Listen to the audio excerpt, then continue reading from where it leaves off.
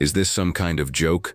The voice, sharp and laced with the arrogant confidence of youth, cut through the calm morning air at the shooting range.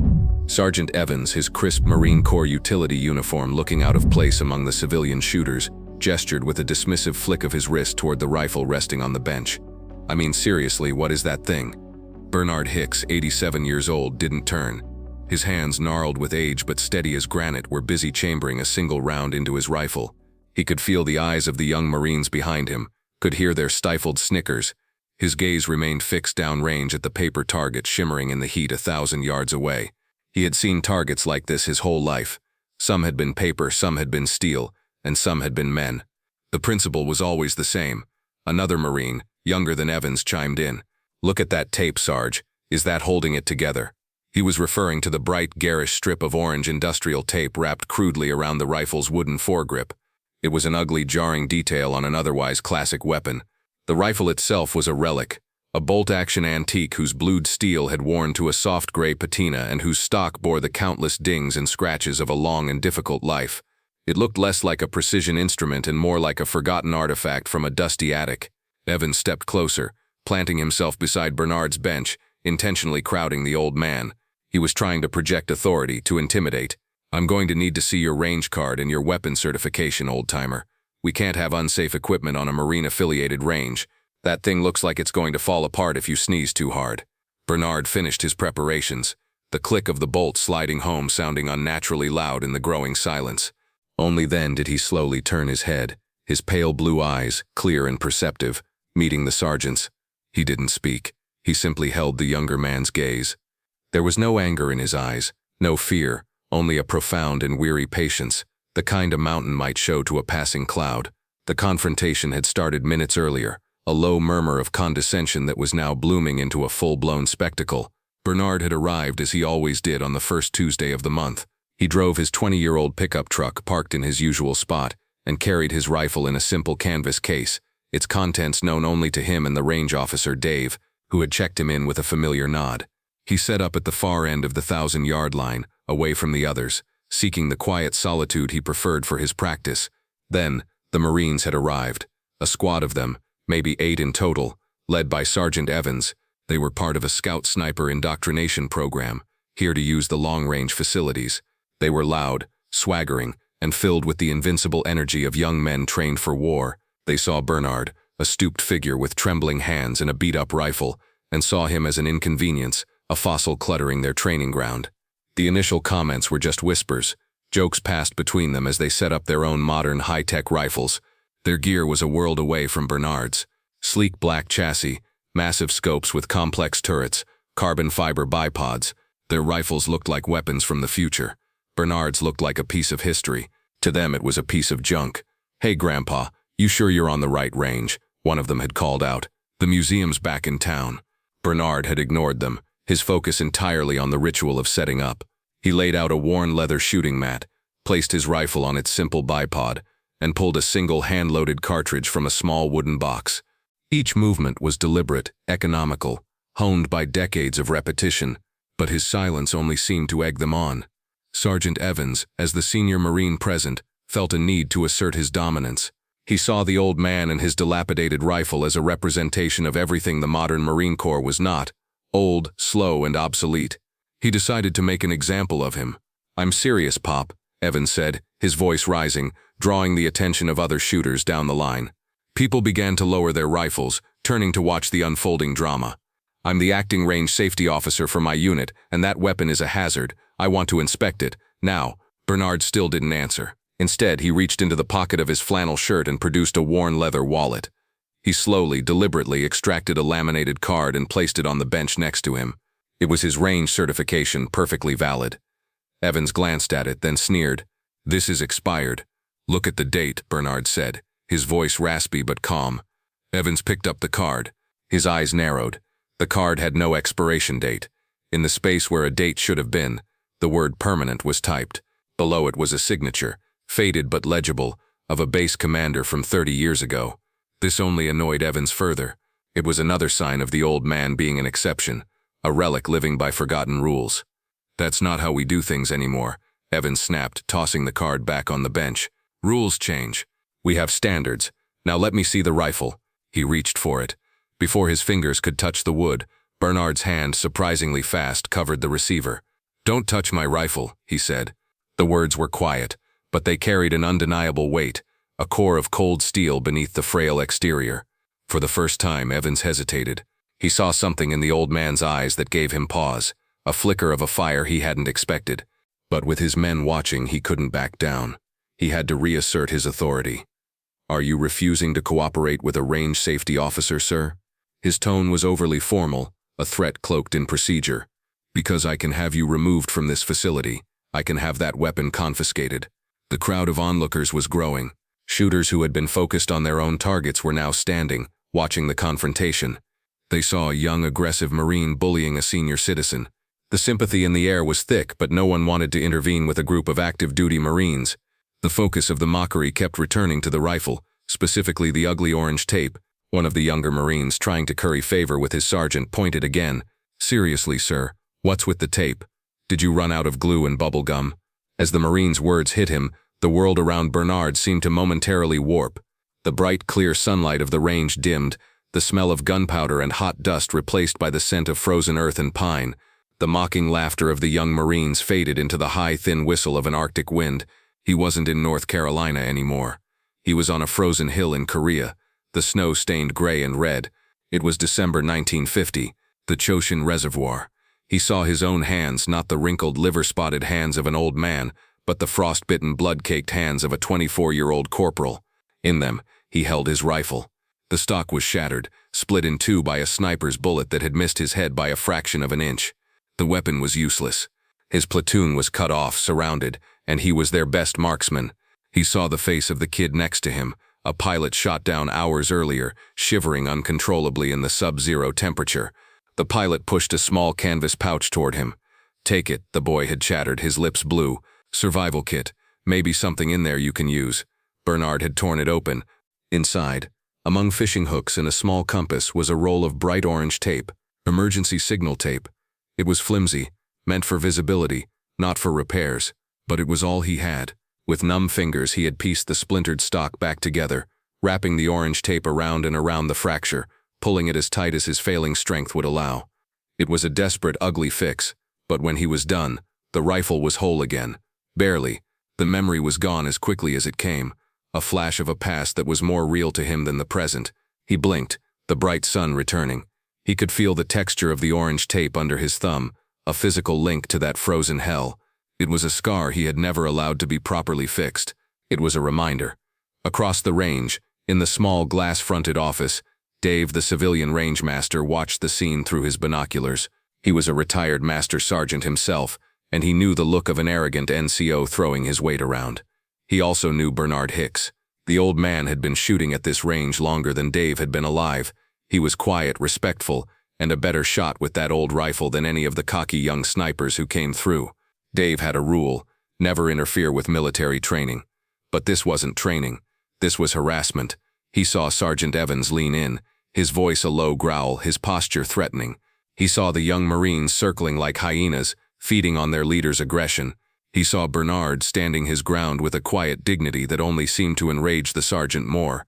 "This is your last chance, old man," Evans said, his voice loud enough for everyone to hear. "Hand over the rifle, or I'll have the MPs down here so fast your head will spin. You'll be spending the afternoon in a holding cell explaining why you're obstructing military personnel." That was the line. For Dave, that was the final straw. Bullying an old man was one thing. Threatening a man like Bernard Hicks with MPs was something else entirely. It was a profound violation of an unwritten code. Dave turned from the window and picked up the red phone on his desk, the direct line to the base command center. He knew this was a risk. If he was wrong, he could lose his job for crying wolf and interrupting a training schedule. But a deep-seated instinct told him he was not wrong. He punched in a 4-digit extension. The phone was answered on the first ring. "Operations Sergeant Major Reyes speaking." The voice was gruff, impatient. "Sergeant Major, this is Dave Mills out at the civilian long-range facility," Dave said, keeping his voice low and steady. "What is it, Mills?" "We're busy. Sorry to bother you, Sergeant Major. We have a situation out here. It involves some of your scout snipers, a Sergeant Evans." There was a sigh on the other end of the line. "What's Evans done now?" "He's in a confrontation with one of my civilian members. It's getting pretty heated. He's threatening to confiscate the man's weapon and have him arrested. Okay, the sergeant major said, his voice still laced with annoyance. What's the civilian's name? I'll have someone from the provost marshal's office sort it out. Dave took a deep breath. His name is Bernard Hicks. Silence. For a full 10 seconds, the only sound on the line was static. Dave waited. When Sergeant Major Reyes spoke again, his voice was completely different. The impatience was gone, replaced by a tone of shocked disbelief and acute urgency. Say that name again, Mills. Bernard Hicks, Sergeant Major. Is his rifle? Does it have orange tape on the stock? Dave's eyes widened. Yes, sir. It does. Keep everyone there, Reyes commanded, his voice now like a thunderclap. Do not, I repeat, do not let Sergeant Evans touch that man or that rifle. I am on my way. The base commander is on his way. God help that young sergeant. The line went dead. Dave hung up the phone, his heart pounding. He didn't know the whole story, but he knew one thing for certain. Sergeant Evans had just picked a fight with a ghost. Inside the base command operations center at Camp Lejeune, Sergeant Major Adrian Reyes stood frozen, the phone still pressed to his ear. He slowly placed it back in its cradle as if it were made of glass. The noisy, bustling room around him seemed to fade into a dull roar. Who was that on the phone, Sergeant Major? A young captain asked from a nearby console, not looking up from his screen. Reyes didn't answer immediately. He walked over to a large, polished wooden plaque on the wall, a plaque listing the names of the base's most distinguished figures. His finger traced down the list, past names of generals and Medal of Honor recipients, until it stopped at one name inscribed on a small brass plate, Gunnery Sergeant Bernard the Ghost Hicks. Captain, Reyes said, his voice low and grave. Get the colonel, now. Sir. Colonel Tyson is in a brief with the division commander. I don't care if he's in a brief with the commandant himself, Reyes snapped, turning to face the young officer. The intensity in the sergeant major's eyes made the captain flinch. You tell him we have a code Indigo. Tell him it's Bernard Hicks. A code Indigo, the captain stammered. He'd never heard the term. It wasn't in any official manual. It's a code we just invented, Reyes said, already moving toward the door, barking orders at anyone who made eye contact. Get me a 3-vehicle escort, service alphas, and get me the base historian on the line. I want Gunny Hicks's full citation ready to be read. You, he pointed at a lance corporal, get a handle on a Sergeant Evans, scout sniper platoon. Find out everything you can about him and have it on my desk 5 minutes ago. The captain, now understanding the sheer gravity of the situation, was already on the phone to the colonel's aide. The room, once a hub of routine activity, was now a maelstrom of controlled chaos, all revolving around a name that to most was just a footnote in a history book. Sergeant Major, what's going on? The captain asked, running to keep up with him. Who is Gunny Hicks? Reyes stopped at the door and looked back at the captain, a look of profound, almost pained reverence on his face. Son, Gunnery Sergeant Hicks is the reason we have a scout sniper program. He's the man who took 10 rounds and a piece of shrapnel at Chosin and then proceeded to hold a ridgeline by himself for 12 hours, saving the remnants of 2 companies from being overrun. He did it with a rifle that had a broken stock, held together with tape from a pilot's survival kit. He's not just a legend, he is Marine Corps history, walking around on 2 feet, and one of our sergeants is out there right now trying to take his rifle away from him. Back at the range, Sergeant Evans's patience had finally evaporated. The old man's quiet defiance, the staring eyes of the onlookers, and the snickering of his own men, which now seemed to hold a note of uncertainty, had pushed him over the edge. He was going to end this. All right, that's it, he declared, puffing out his chest. You are officially detained for creating a public disturbance and failing to obey a direct order from a uniformed service member on federal property. I am confiscating this weapon as evidence. He made a second, more determined grab for the rifle. This time, Bernard didn't stop him with his hand. He simply took one small step back, pulling the rifle out of reach, and cradled it in his arms. It was not an aggressive move, but it was a final one. The line had been drawn. You're making a huge mistake, old man, Evans snarled, his face turning red. He was furious, embarrassed. He unclipped the radio from his shoulder vest.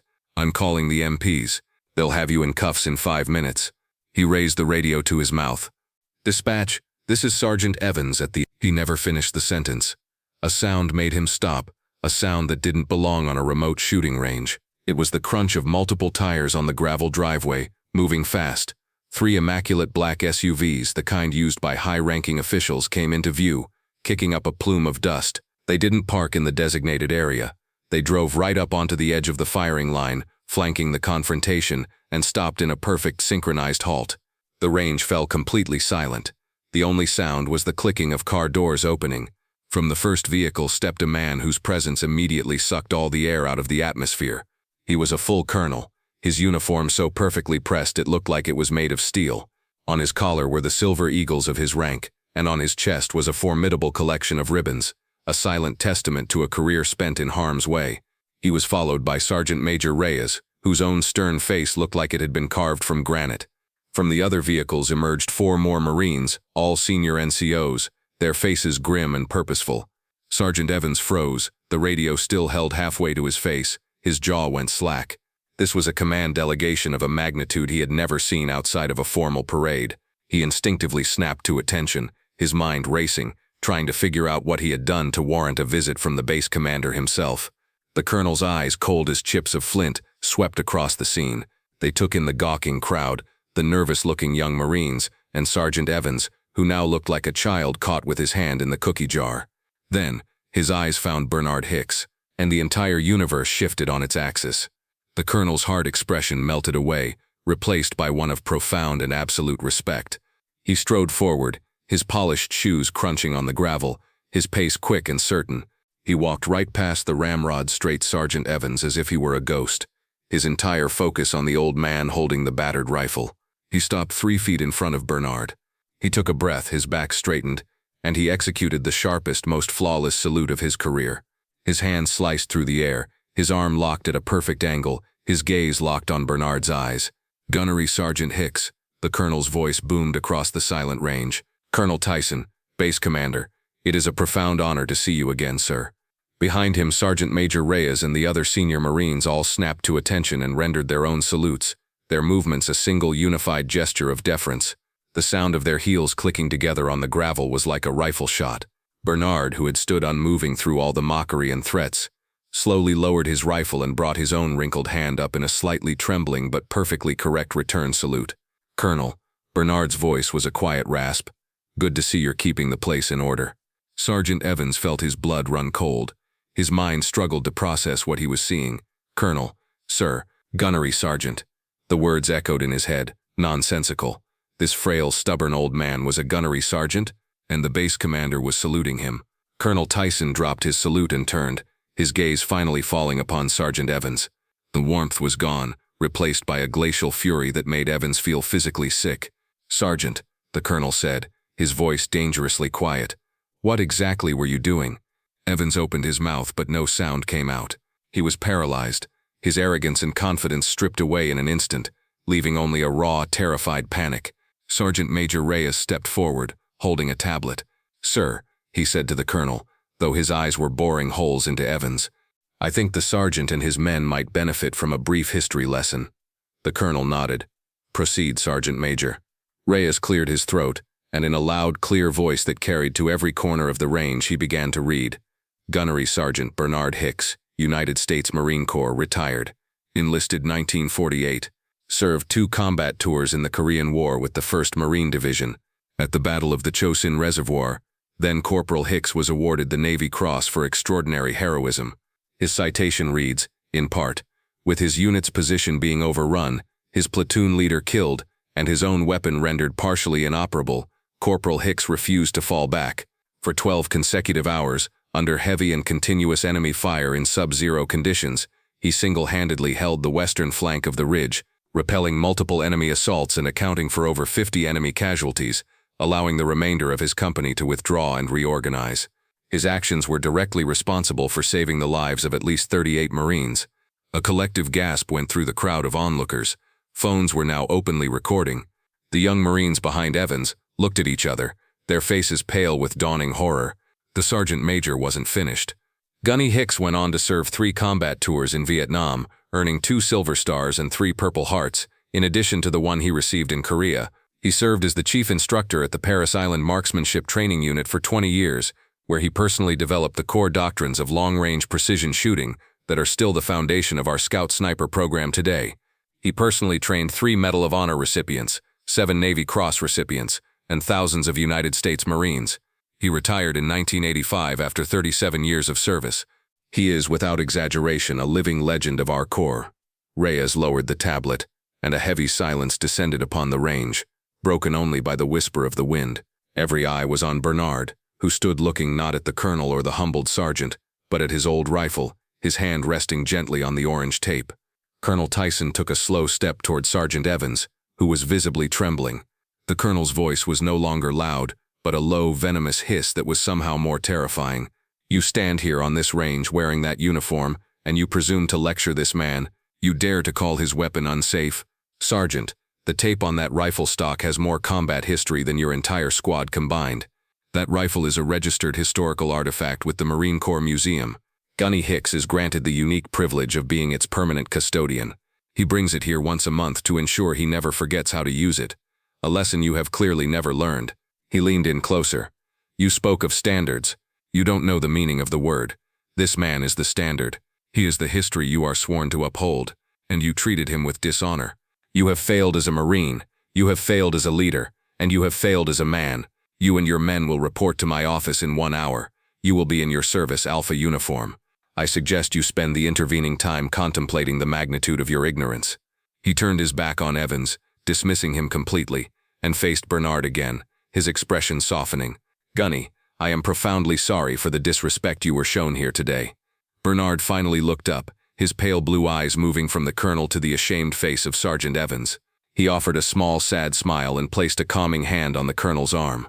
"They're children, Colonel," he said, his voice gentle. "We train them to be proud, to be lions. Sometimes, a young lion's roar is louder than his wisdom. It's not a failure, it's just a part of growing up." He looked directly at Evans, who flinched as if struck. "The Corps doesn't need you to be perfect, son. It just needs you to learn." As Bernard spoke, his thumb brushed against the rough edge of the orange tape on his rifle.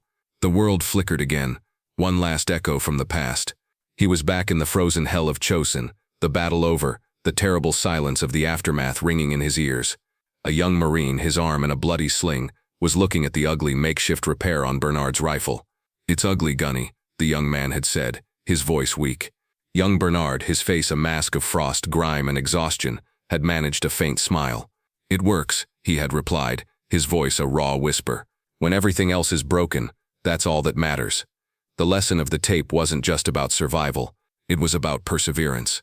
It was about using what you had, no matter how broken, to protect the people beside you. It was a testament to the fact that true strength wasn't in perfection, but in the will to hold things together when they were falling apart. The consequences for Sergeant Evans and his squad were swift, but they weren't what he expected. There was no formal disciplinary action, no entry in his service record book. Colonel Tyson, honoring Gunny Hicks's wisdom, had opted for education over punishment. Evans and his 7 men were ordered to spend the next 2 weeks detached from their unit. Their duty assignment was to report to the base historian every morning at 0800. They spent those weeks in the dusty archives of the base library and museum, surrounded by yellowing documents and glass cases filled with relics. They were tasked with a single project, to compile a complete historical account of the 1st Marine Division's ordeal at the Chosin Reservoir, with a special focus on the individual acts of heroism that occurred during the breakout. They read after-action reports, personal letters from soldiers who had died there, and transcribed oral histories from the few remaining survivors. For Evans, it was a transformative experience. He read the citation for Bernard's Navy Cross not from a tablet but from the original typewritten document. He saw the names of the men Bernard had saved. He read about the impossible odds, the brutal cold, and the sheer unyielding courage it took just to survive, let alone fight. The arrogant pride he had felt in his own uniform was replaced by a profound and humbling sense of reverence for the men who had worn it before him. About a month later, Evans, now in civilian clothes, was sitting alone in a booth at a small diner off base. The door opened and Bernard Hicks walked in. He moved slowly, with the careful steps of the elderly, and sat at the counter. Evans's heart hammered in his chest. He knew he had to do something.